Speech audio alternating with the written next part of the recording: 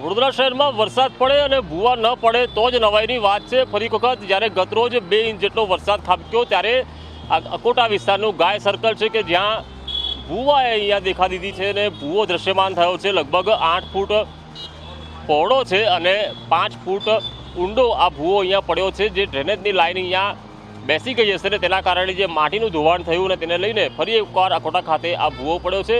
લગભગ એક જ મહિનામાં અકોટા વિસ્તારમાં 30થી વધુ અહીંયા ભૂવા પડ્યા છે। હાલ પાલિકાએ ત્વરિત કામગીરી થાય તે પહેલાં અહીંયા બેરિકેડિંગ કરી દીધું છે, કારણ કે કોઈ અકસ્માત ન થાય। કારણ કે રાત્રે લગભગ અહીંયા જ્યારે પણ વરસાદ પડતો હોય ત્યારે લાઇટો બંધ થઈ જતી હોય છે ને તેના કારણે અકસ્માતની પણ સંભાવના હોય છે। હજુ સુધી અહીંનું સમારકામ હાથ નથી ધરાયું। જો હજુ પણ સમારકામ હાથ ન ધરાય તો આ ભૂવો વધુ મોટો થાય અને સાથે જ અહીંયા હવે જે ભૂવો પડ્યો છે ત્યાં ખોદકામ એટલું બધું કરી દેવામાં આવશે કે લગભગ આખો રોડ ખોદી દેવામાં આવશે ને તેના કારણે એક તરફનો રોડ પણ બંધ થતાં વાહન ચાલકો ફરી એકવાર હાલાકી ભોગવશે। એટલે કે ફરી એકવાર વરસાદ પડ્યો અને ફરી એકવાર વડોદરા ખાડોદરા બની ગયું છે। કેમેરા પર્સન નિકેશ વડન સાથે કુણાલ શર્મા, સંદેશ ન્યૂઝ, વડોદરા।